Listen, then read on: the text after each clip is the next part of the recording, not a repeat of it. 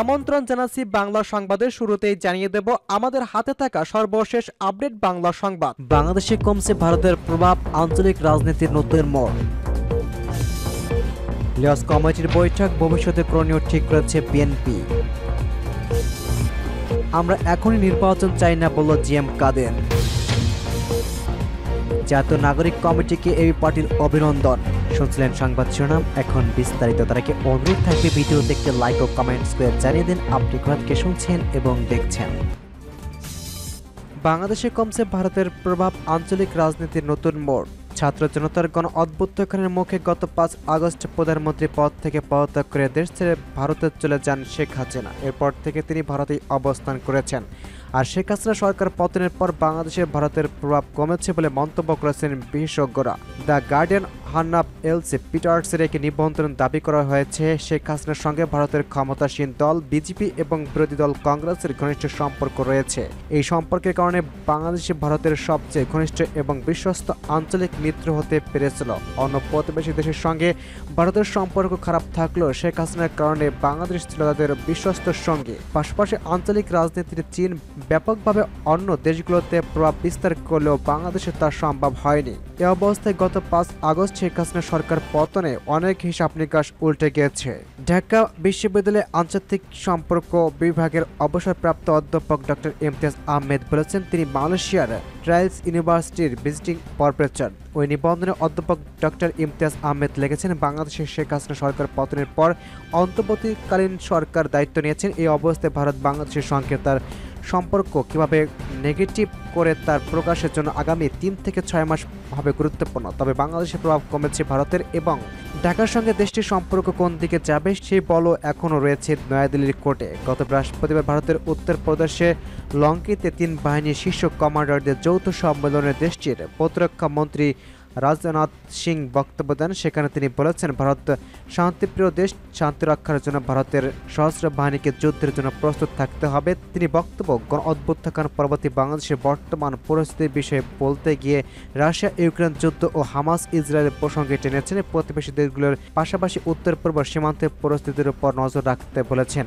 এ বিষয়ে ডক্টর ইমতিয়াজ আহমেদ নিবন্ধনে বলা হয়েছে ভারতের প্রতিরক্ষা রাজনাথ সিং সম্প্রতি যা বলেছে তার পেছনে 3টি গুরুত্বপূর্ণ কারণ সম্ভবত অবদান রেখেছে। প্রথমত তিনি ঘরোয়া নির্বাচন এলাকায় ভাষণ দিতে চেয়েছিলেন এবং ভারতীয় জনগণকে আশ্বস্ত করতে চেয়েছিলেন। তিনি তার বক্তব্যে উল্লেখ করেছেন ভারতকে অপ্রত্যাশিত কিছু মোকাবেলা করতে হবে। তার এই অপ্রত্যাশিত শব্দটি থেকে স্পষ্ট হয়ে যায় যে তিনি মূলত বাংলাদেশের সাম্প্রতিক পট পরিবর্তনকে বোঝাতে চেয়েছিলেন, যেটা ভারতের জন্য বড় ধাক্কা হিসেবে দেখা হচ্ছে।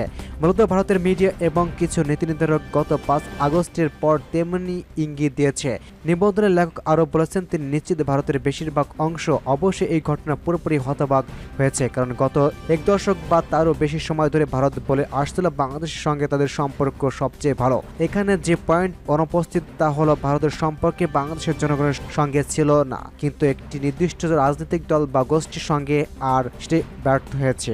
ডক্টর ইমতিয়াজ আহমেদ বলেছেন তিনি নিশ্চিত তারা অর্থাৎ ভারত এখন বুঝতে পেরেছে কোনো নির্দিষ্ট গোষ্ঠী বা রাজনৈতিক দলের সঙ্গে সম্পর্ক না রেখে জনগণের সঙ্গে সম্পর্ক রাখা অনেক ভালো। দ্বিতীয় কারণটি হলো বহুমুখী বিশ্বের ভারত অন্যতম প্রধান শক্তি হিসাবে তার অবস্থান অর্জন করতে চায়। দেশটির অর্থনীতির আয়তনের দিক থেকে ইতিমধ্যে যুক্তরাজ্য ফ্রান্সকে ছাড়িয়ে গেছে।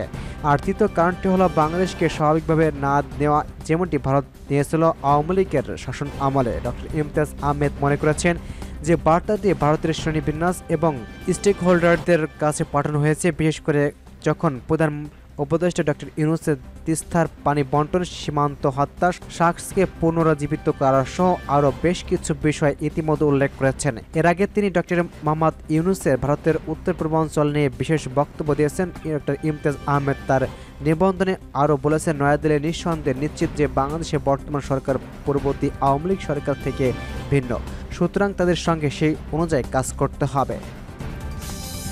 লিয়স কমিটির বৈঠক, ভবিষ্যৎ করণীয় ঠিক করেছে বিএনপি। অন্তর্বর্তী সরকার সহযোগিতা দেওয়ার পাশাপাশি নিজেদের মধ্যে গড়ে ওঠা ঐক্য সুসংগত করতে গণতান্ত্রিক বাম ঐক্যসহ আরও দুটি রাজনৈতিক দলের সঙ্গে বৈঠক করেছে বিএনপি। সোমবার বিকেল থেকে সন্ধ্যা পর্যন্ত ঢাকায় গুলশানে বিএনপি চেয়ারপারসন কার্যালয়ের কার্যক্রমে এসব বৈঠক হয়। প্রধান বৈঠক হয় গণতান্ত্রিক বাম ঐক্যের সঙ্গে, যার নেতৃত্ব দেন জোটের সমন্বয়ক হারুন আল রশিদ খান। এরপর মিয়া মইনুজ্জামানের নেতৃত্বে গণ অধিকার পরিষদ এবং সর্বশেষ ববি হামাজের নেতৃত্বে ন্যাশনাল ডেমোক্রেটিক মুভমেন্ট এনডিএম এর সঙ্গে বৈঠক হয়। এই তিনটি বৈঠকের আমির খসরুর সঙ্গে ছিলেন দলের ভাইস চেয়ারম্যান বরকতুল্লাহ বুলু। এর আগে গত 6 September Gono Forum Bangladesh people's party ও ন্যাপ বাহিনীর সঙ্গে বৈঠক করেছে বিএনপি। বৈঠকের পর বিএনপির স্থায়ী কমিটির সদস্য আমির খসরু মাহমুদ চৌধুরী সাংবাদিকদের বলেছেন, আজকে আমরা যার সঙ্গে বৈঠক করেছি তারা আমাদের আন্দোলনের সাথী, আমাদের সবার অনেকে স্যাক্রিফাইস আছে। আমরা জেলে গেছি, আমরা নির্যাতনে হয়েছি সবাই। আমরা সেই সঙ্গে ধারা অব্যাহত রেখেছি।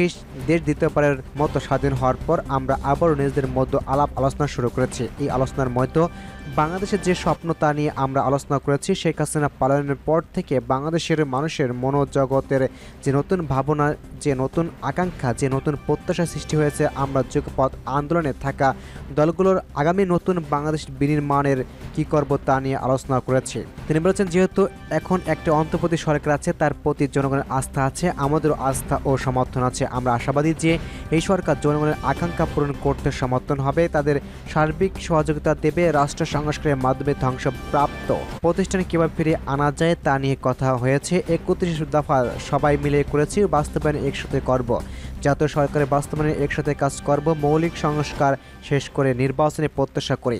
গণতান্ত্রিক অধিকার ফিরিয়ে আনার জন্য মানুষ আন্দোলন করেছে, জনগণের কথাই চলবে দেশ। কর্নেল মইনুজ্জামান বলেছেন, সুষ্ঠুভাবে দেশ পরিচালনার জন্য সরকারকে সহযোগিতা করব। আগামী নির্বাচনের পর কি সংস্কার করতে চায় তা 31 দফায় আছে। জাতীয় সরকারের মাধ্যমে এসব বাস্তবায়ন করতে চায়। হারুন আল রশিদ বলেছেন, প্রাথমিক বিজয় হয়েছে, অন্তর্বর্তী সরকার প্রধান কাজ হবে নির্বাচন সরকারের হাতে ক্ষমতা দেওয়া। জাতীয় ঐক্যকে ধরে রেখে জাতীয় সরকার হতে হবে। ববিউজ্জামান বলেছেন, আগের সরকার পতনের বৈঠকে ছিল, এবার আন্দোলনের সুফল জনগণের কাছে পৌঁছানোর বৈঠক ছিল। নতুন গণতান্ত্রিক মানুষের হাতে তুলে দেওয়া হবে। 31 দফার মাধ্যমে রাষ্ট্রীয় সংস্কার রয়েছে, সবাই মিলে 31 দফা বাস্তবায়নের কাজ করব। নতুন সংস্কারের দরকার হলে একসাথে কাজ করব। সবাই ঐক্যবদ্ধ থেকে কাজ করতে হবে।